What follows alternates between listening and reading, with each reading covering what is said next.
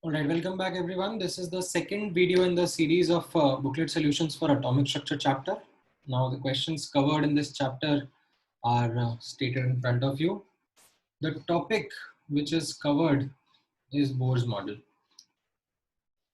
Right. So based on the discussion that we would have done in the class, the homework assigned is based on the mathematical results from Bohr's model. So let's go question by question. Let's start with the first question. The first question is a good question which stresses on a simple thing to remember, a simple concept to remember, that change is always final minus initial. This is where many of the students would have made the careless mistake. This relationship between potential energy and kinetic energy, this is something that you would have already seen in the notes when you were discussing Bohr's model of atom. So given the kinetic energies, you can determine the potential energies and then talk about the change in potential energies, which is final minus initial. So use that convention, you will get the correct answer. Then 17th question is pretty straightforward. It talks about the total energy, and the catch is that excited state is being asked in the question. You will get the answer of n equal to 2, but you might make a mistake of putting the answer as option number B, although option A is the correct answer. Why? Because n equal to 2 corresponds to the first excited state. Right. Then 18th question, again it uses a certain nomenclature. It says n shell, right? So n shell को हम लोग किस तरीके से read करेंगे? KLMN, that is the nomenclature given for the shells. So n corresponds to n equal to 4. Now we simply use the formula that is there for the total energy of an electron in a particular orbit, and we get the answer of total energy. And then this relationship that we have studied in the class, how potential energy and total energy are related, can be applied. Then 19th question is a straightforward question based on the formula of how total energy is written. So you substitute the value of Z as 1 because it is hydrogen atom, and N as 3 because of the third orbit being discussed, right? And then you understand how kinetic energy and potential energy are related to the total energy. So you get the answer. So 20th question is again a straightforward question. This time you have to use the formula and the values of radius of an orbit. So we understand that radius of an orbit was defined as per Bohr's model of atom, 0.529 into n square by z in the units of angstrom, right? So you use that formula here and did some basic calculations. Now, since the option is in SI units, so you just write angstrom as 10 raised to the power of minus 10 meter. Straightforward. 21st question may this word inside is a catch. So it's a strict less than equality, less than inequality, I should say. So the value z equal to 16 would also not be the answer, because z equal to 16 would become a case of an equality. यहाँ पर बोला जा रहा है fit inside. So fit inside मतलब that the radius has to be less, and then the only option then remains as an answer is the C option. ठीक है. 22nd question, ratio of velocity, right? So इसमें मैंने आपको class में भी examples के through बताया है, when you are discussing certain such types of question, don't get into the values and all, just notice the proportionality and use that to get the ratio. Okay, so that's what we have done. We remember the formula from Bohr's model of atom, that V is directly proportional to Z by N, and then took the ratio. 23rd question is something that is again the same thing in terms of the ratio. We can interpret this. See, the R is proportional to N square by Z, right? Since they are part of the same atom, the Z value cancelled out. So essentially R is proportional to N square, right? And if you take the ratio should be equal to 2 square by 3 square, and then you get the answer. Straightforward question. 24th is again a question which uses the formula of radius of an atom, right? It is a straightforward question. simply put the data points, we'll get the answer. 25th question, this is a graph based question. Now, in order to do this graph based question, I have taken a small session during our live classes where I have given you some preliminary information about how to draw simple graphs, some linear graphs, parabola, hyperbola, all that information was discussed in the live class. So I'm not going to reiterate that over here. So you can notice the formula of velocity or speed of an electron. It is directly proportional to z. So you get the linear graph when you plot v versus z. V and n, they are inversely proportional. So if you plot v versus n, you will get a hyperbola. But v and 1 by n, as you can see in this third graph, v and 1 by n, they are directly proportional. So you again get a linear graph for them. Right? You can write this 1 by n as say some q variable. So यहाँ पर कैसा हो गया? V and q are directly proportional, and because of that, the v and 1 by n graph comes out to be a linear graph.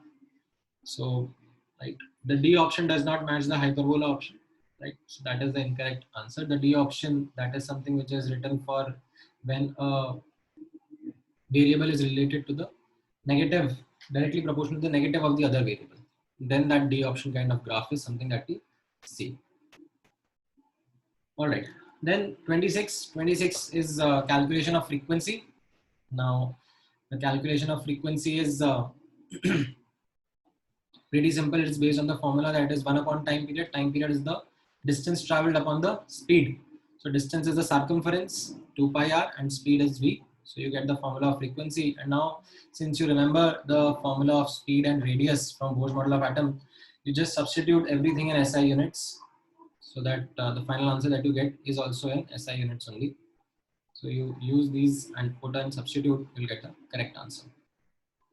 Then 27th question, it's just a question using the formula of wave number, which is 1 upon wavelength.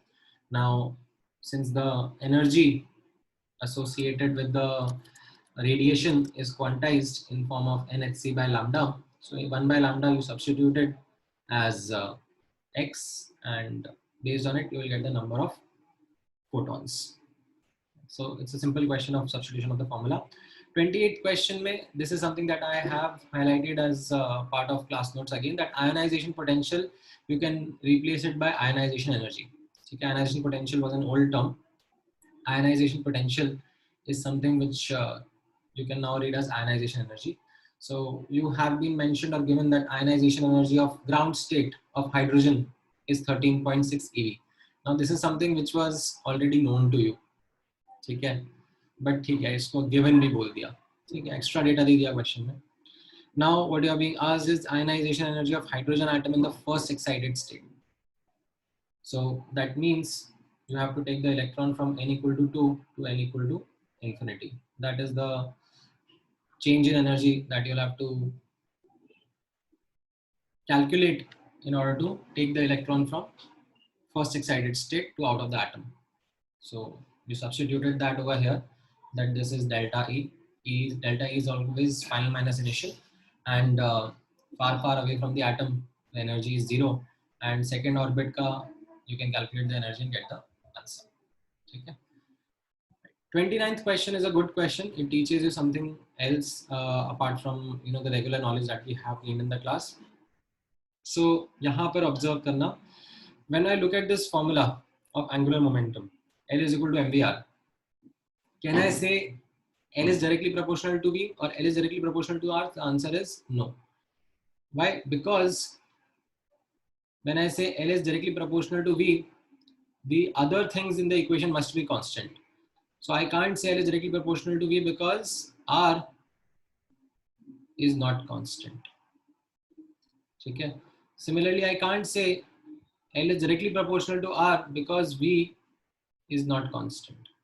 So you can only use the direct proportionality when the other terms present in the equation are constant, right? So using this formula, L is equal to nh upon 2 pi, I can say L is directly proportional to n because h, 2 and pi, they are constant.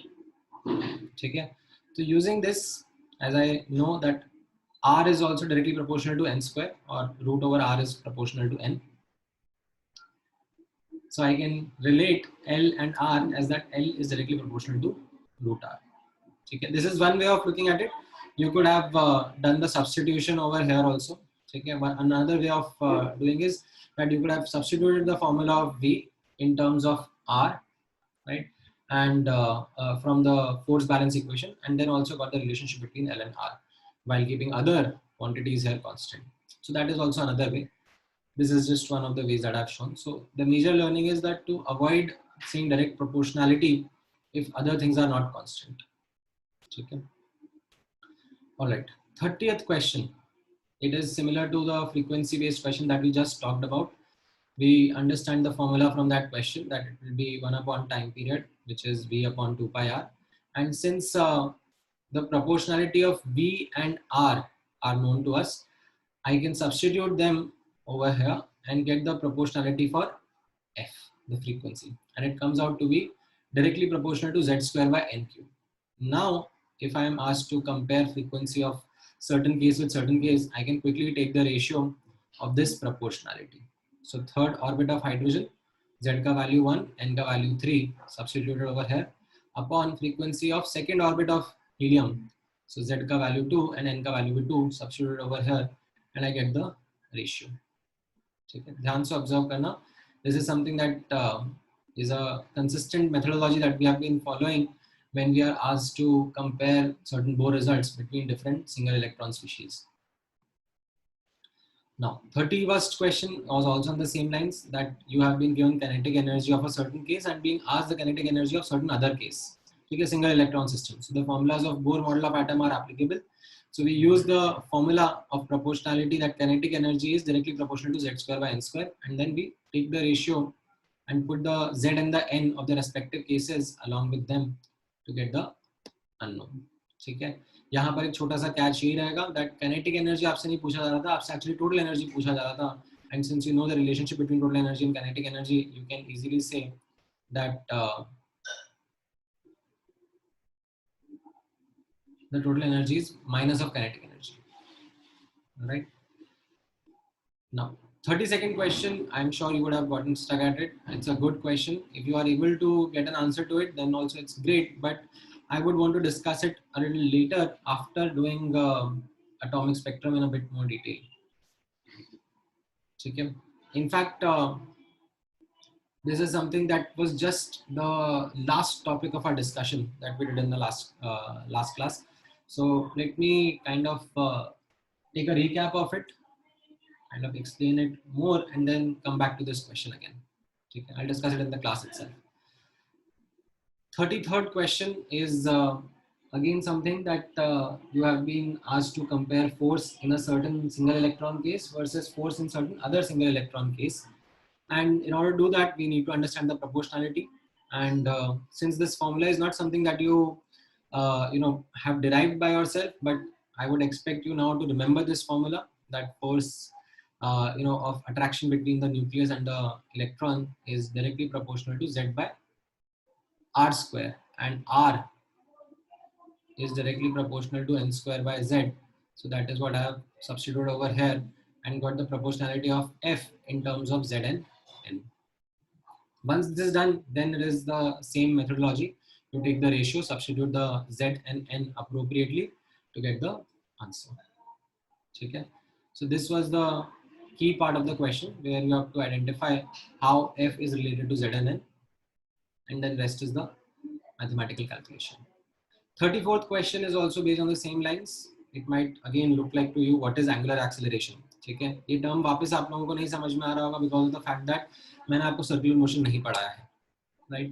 So this is something again I would want to take an analogy of how force and acceleration are directly proportional to each other that you have studied in linear motion. ठीक है, आप लोगों ने linear motion में ये relationship पढ़ा ही होगा ना, F is equal to ma.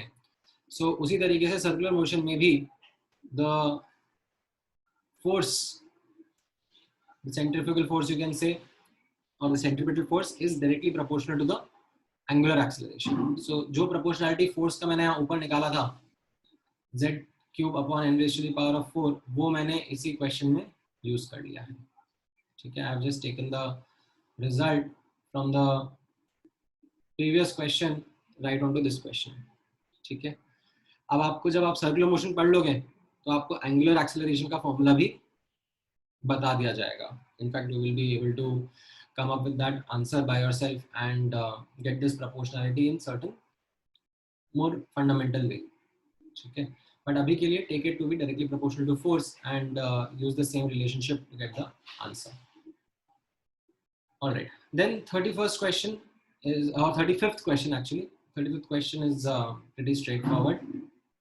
This is something that we discussed in the class also as part of the radius diagram, and 36th also as part of the energy diagram, right, in which we highlighted the fact that distance in terms of or you can say gap in terms of distance between successive orbits increases as we go away from the nucleus, while gap in terms of energy between successive orbit shrinks as we go away from the nucleus. This is something that we discussed in the class itself.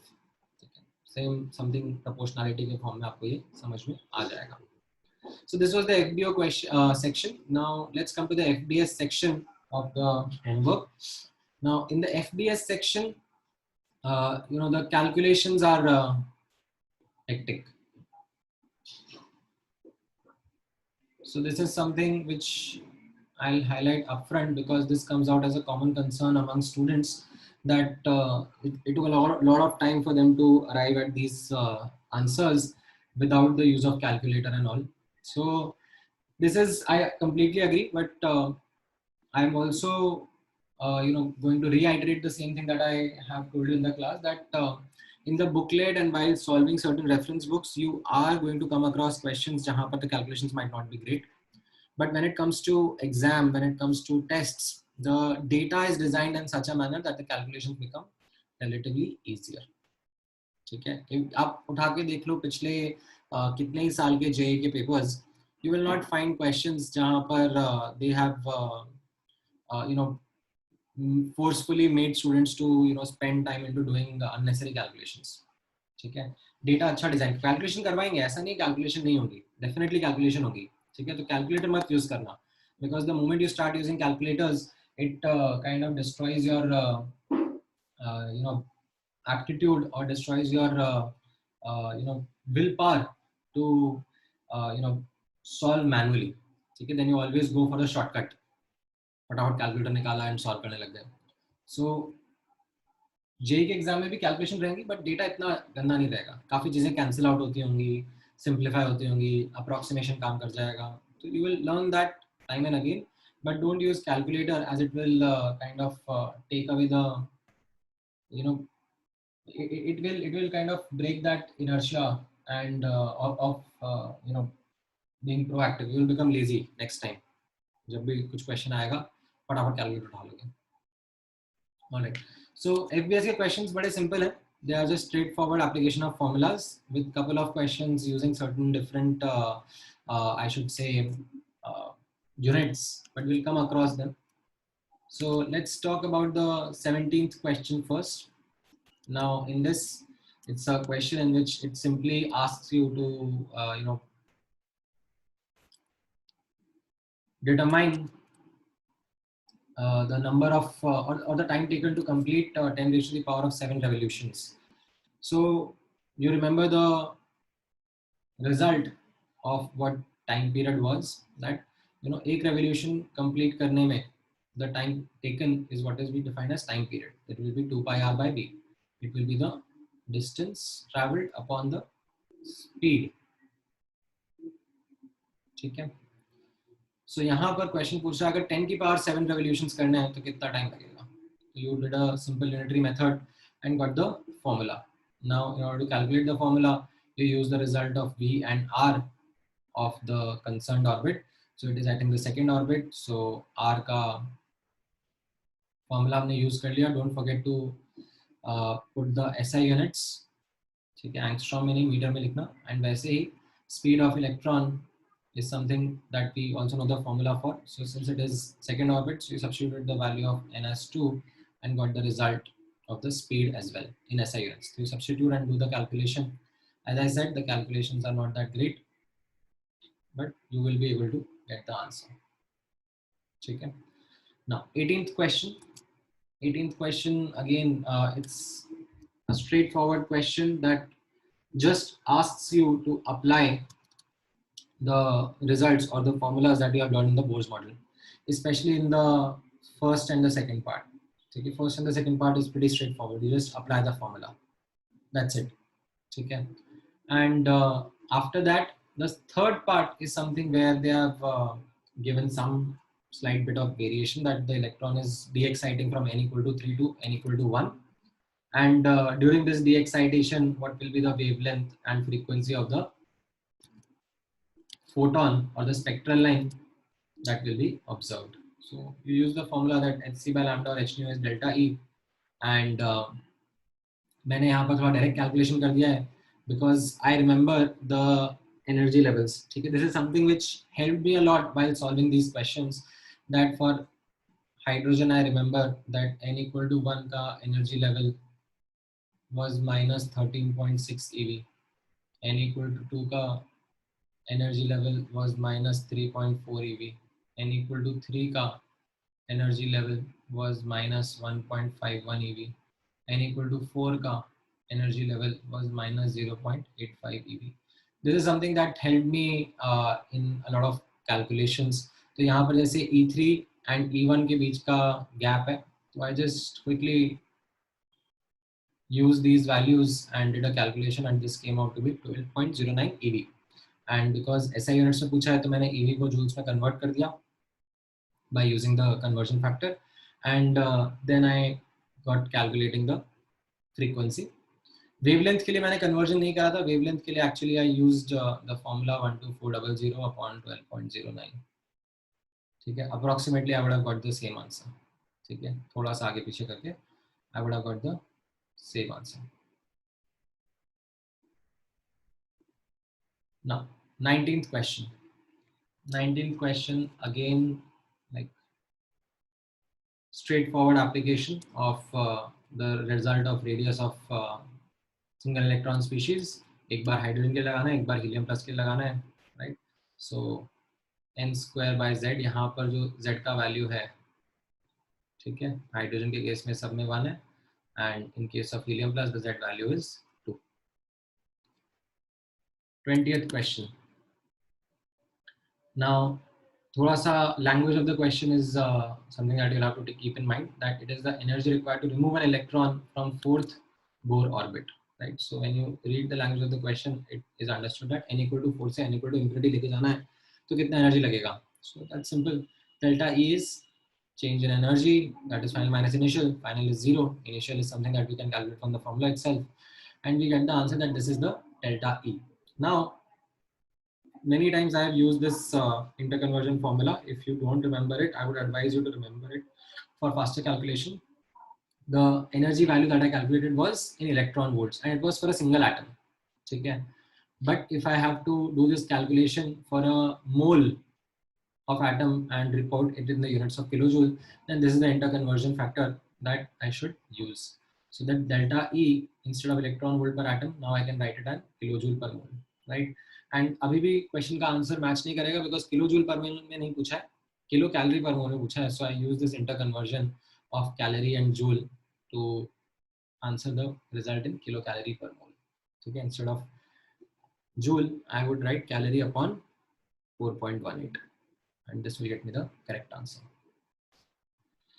All right, 21st question, in which the electron collides with a hydrogen atom and excites it from ground state to n equal to 3. So just simply understanding, again remembering the result of the energy levels of hydrogen atom, I can get that how much is the minimum energy required to excite the electron.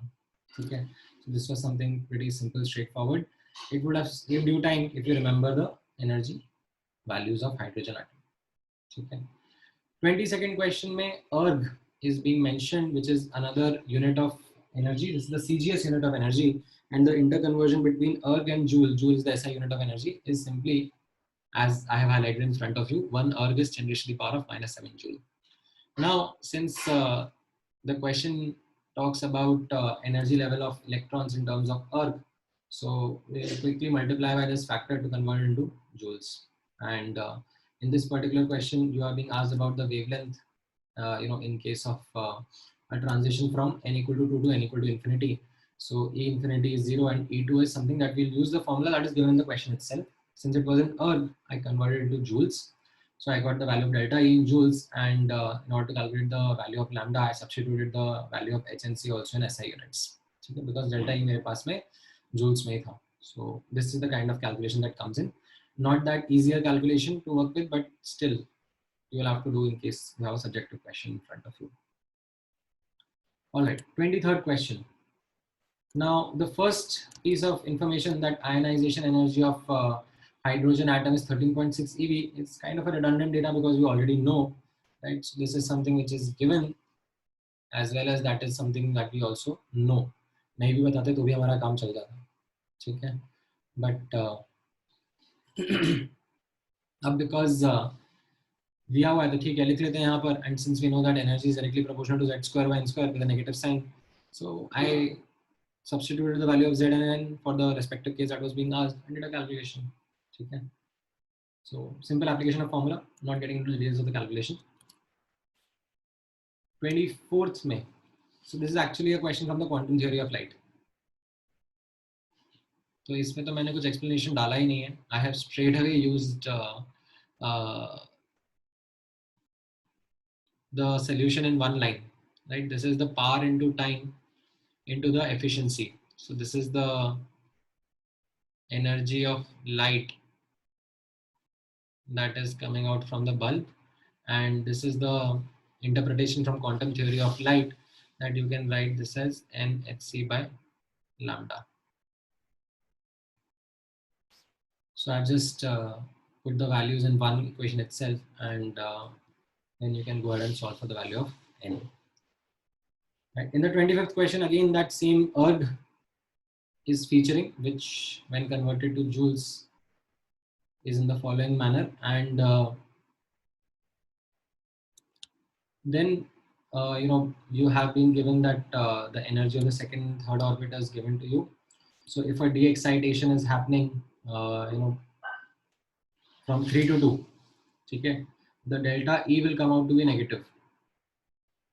n equal to 3 से n equal to 2 जा रहे हैं हम लोग, delta E आपका negative आएगा, ठीक है. Negative sign क्या imply करता है? That means the photon is emitted, right? So what you can do is you can write the energy of photon as the mod value of delta E. That is what I have written now done here, and substitute the values अर्ग को joule में convert करा, ठीक है, and then also substitute the SI units on the left hand side, so I get my answer of lambda also in SI units. The remaining is calculation. Just don't get confused with the negative part, because the negative part or negative sign that indicates the photon is emitted. You can use the energy of photon equal to mod value of delta E. Right. Then 26th question is again a simple straightforward question in which they're asking that how many revolutions per second the electron makes in the nucleus when it is present in the third orbit. So that's just the frequency, and you know the formula. You substituted the result and got the answer.